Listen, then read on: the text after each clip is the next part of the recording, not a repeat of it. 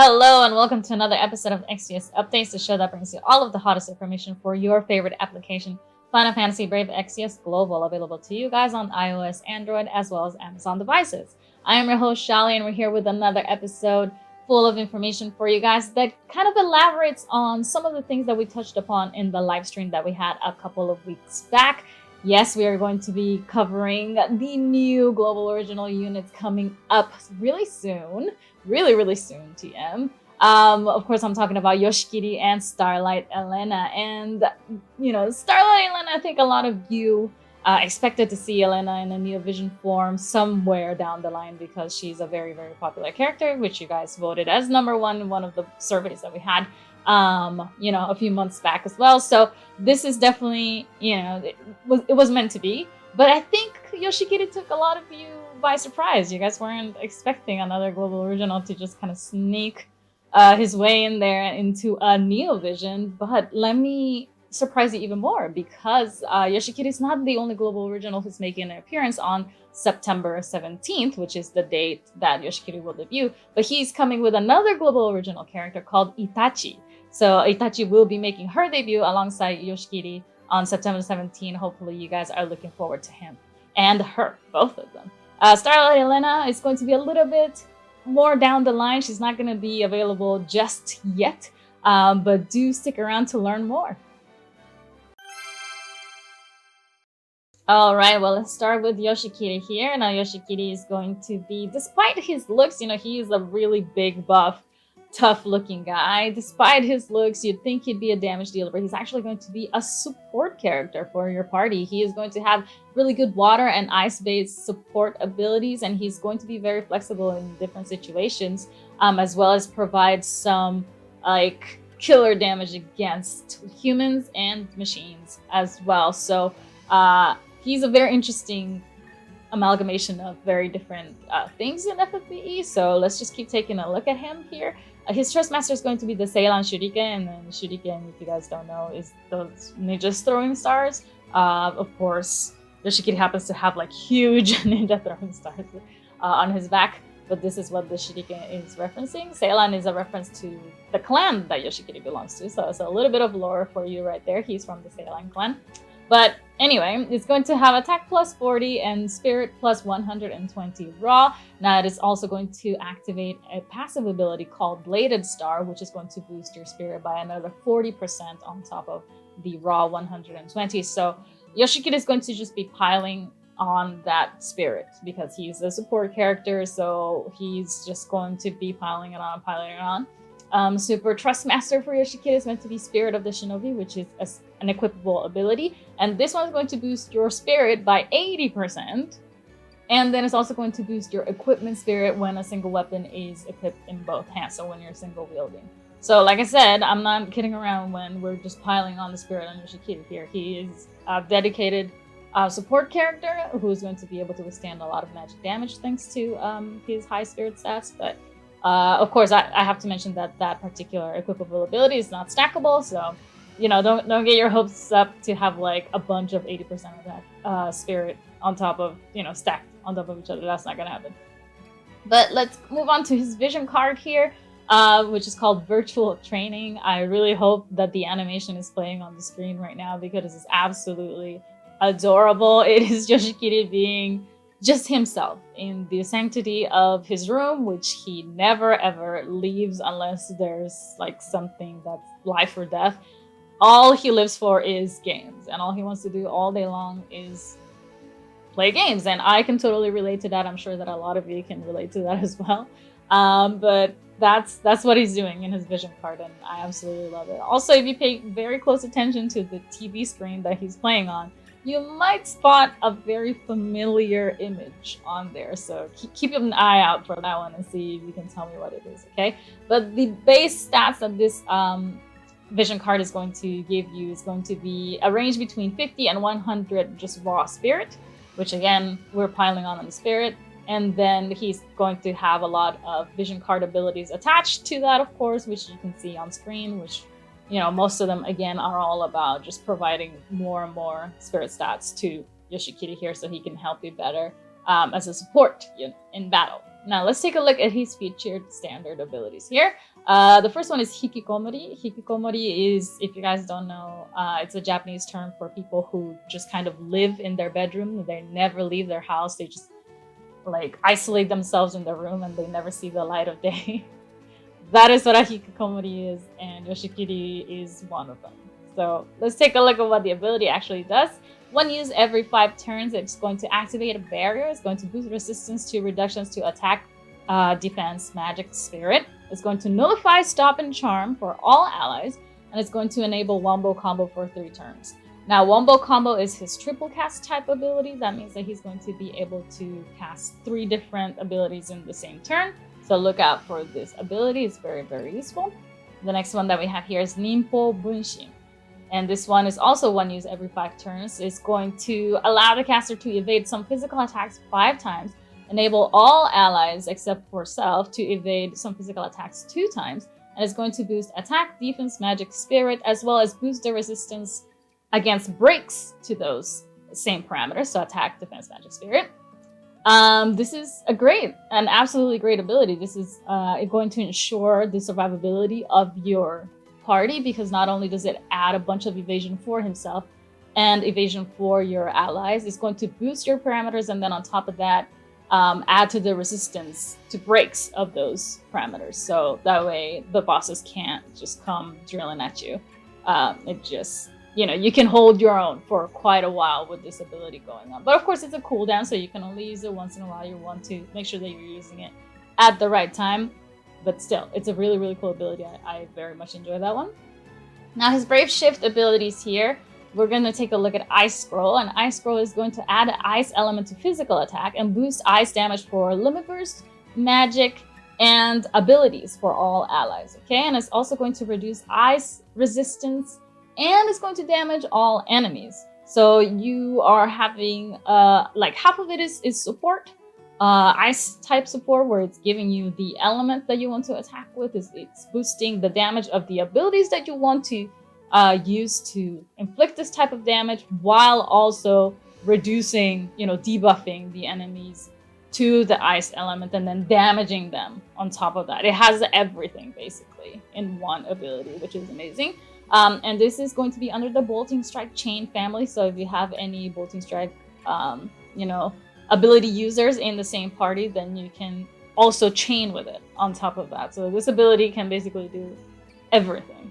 And then the last one that we'll take a look at here is Ninjutsu Kaiho. This is 1 use per battle, and it's going to boost the LB damage for all allies. So if you have a really heavy LB user in your party that you want to make sure you absolutely get the outmust damage output, maybe your brand new Vision Tifa that you hopefully got for free by just playing the quests that were available to you. Cast this right before you Brave Shift her and go for that 1-punch kill, and it will just make that LB damage that much crazier, which is really fun to see. But that's Yoshikiri for you. I hope you guys are looking forward to him.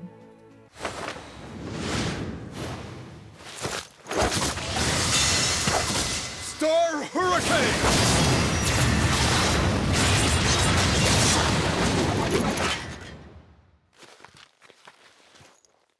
Alright, and now moving on to Itachi, which is the surprise unit of the day here. Itachi is going to be a 5-star to 7-star base unit, and she's going to be a true dual-wield physical attacker who's going to focus on dealing ice damage. But she's also going to have some interesting features, such as being able to remove buffs from enemies while debuffing them at the same time, which is really, really cool. And she's also going to be able to cast some of her abilities 4 times in 1 turn. Of course, there are different conditions that, apply before this is made possible, but I'm sure you guys will figure it out as you get her in and you play around with her toolkit and stuff. Let's look at her Trust Master reward here. It's called the Hisame Clan Shuriken. This is also a ninja throwing star, so it is a throwing weapon, but it is from the Hisame clan, which is the clan that Itachi belongs to. So Yoshikiri is from the Seilan clan, and she is from the Hisame clan. This is going to give you 150 plus attack And very interestingly, it's going to have the chance of inflicting disease on their enemies. And I can't recall any other weapons that do this in FFB. Maybe I'm just drawing a huge blank. But having a weapon that with the chance of inflicting disease, I think is pretty unique and pretty rare. So that's really cool. It also has a passive ability that only works for Itachi, which is called the Secret of the Hisame. And this is going to boost ice damage for limit burst abilities as well as magic by 10% at the beginning of battle or after being revived. Again, for Itachi only, which is very interesting. Now, her Super Trust Master is called the Restoration of the Hisame. And once you guys play and see the story, you will learn why this is called the Restoration of the Hisame. But this is going to be an equipable ability. This is going to boost her attack, or whatever unit equips it, by 80%. And then on top of that, it's going to boost equipment attack when armed with 2 one-handed weapons. So when you're dual wielding, it's going to boost your equipment attack. And then on top of that, it's going to reduce the MP consumed by certain abilities. This is, of course, not stackable, but this is a pretty juicy Super Trust Master. 80% attack plus the dual wield boost equipment attack. And then on top of that, if we're using a unit that happens to be really heavy on the MP usage, this is going to save you a little bit of MP that might help you just make it through one more turn before you can, have your mana battery come and replenish all the MP that you've been using. So it's a really interesting one. I am very much looking forward to the Super Trust Master. I would definitely recommend that you guys get it if you can. Now let's take a look at her featured abilities. The first one is Hisame Art's Concentration. One used every 4 turns. This is going to boost attack, boost LB damage, and enable Hisame Art's Merciless Assault for 2 turns for caster. Her next one here is Hisame Secret Art's Reset. This is a Magnus ability, and it can only be used once per battle. This is going to remove some status boosts from one enemy, and then it's going to reduce attack, defense, magic, and spirit for all enemies, and fully restore HP and MP for caster, as well as enable the caster to escape from battle for 1 turn. Now, this is probably the ability for Itachi, because not only does it remove boosts from enemies, it will actually debuff all enemies in battle, all of them at the same time, and then restore you to full health, full MP, while allowing you to escape for 1 turn. That way you can make a full recovery in combat and use Itachi for later. So this is a really, really cool ability. I think it's very useful. This cannot be multicast though, so if you cast this ability, it's probably the only one that you can cast for the entirety of that turn. So make sure that you're using it wisely. I think that's why it was made into a Magnus ability in the first place. And of course, then we have the quadruple Hisame Arts. This is the ability that's going to enable Itachi to use 4 specific abilities in 1 turn. So that means that you will not be able to select the same ability 4 times. It has to be 4 different abilities that you're casting for. You can cast them all on the same turn, and prep yourself up however you need to in order to deal the damage that you want or debuff the enemies as you like. So look out for Itachi. She's coming for you, and I think she's a keeper. Alright, and now for the belle of the ball, Starlight Elena is here, arriving in all of her glory in Neo Vision form for you guys. A lot of you were waiting for Elena to make a comeback in her new and reworked form, and here she is. She is going to be a strong hybrid vaulting strike chain attacker who's going to focus on light and water damage for you guys. Now, before her brave shift, she's going to be geared towards true dual wielding, and she's going to have an increased chain modifier cap to allow for even more damage. And after her brave shift, she's going to be focusing on true double hand attacks with high bonus damage against humans and demons, as well as strong finishing abilities and extremely high meta defining damage every single turn that she is active in your party, just doing her thing. So you guys want to see her come back and just be stronger than ever before, and this is it. This is her grand arrival. Make sure not to miss out on Starlight Elena, because she is going to blow your mind. And with the addition of new global originally made Neo Vision units, we are also adding a new challenge of the brave called Transcendent Heroes, which is exclusively for global original made units. So the brave insignia that drop from this particular dungeon will be the ones that apply to Yoshiki and Starlight Elena, and possibly any other Neo Vision unit that may be global original made sometime down the line in the near or far future. We don't know yet. But these brave insignia are what you need in order to level up your brave abilities all the way to level 5, of course, along with the material known as Fortisight.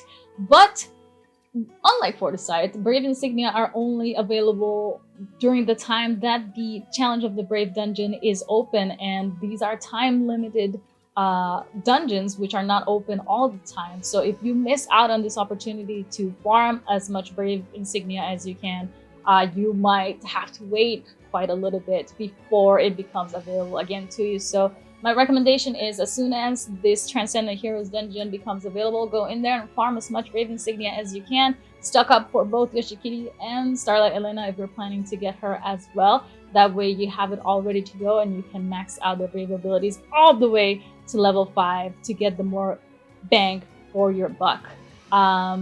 Definitely don't miss out on this chance, and make sure to take care of your Brave ability. All right, well, that does it for us here today, but we hope that you are very excited about the new global original Neovision units coming at you. Yoshikiri and Starlight Elena are just right down next door, because Yoshikiri is coming on the 17th of September and Starlight Elena is coming on the 24th of September. So make sure that you're jotting down those dates on your calendar so that you don't miss out on the arrival of these spectacular units. And we will see you guys on the next episode.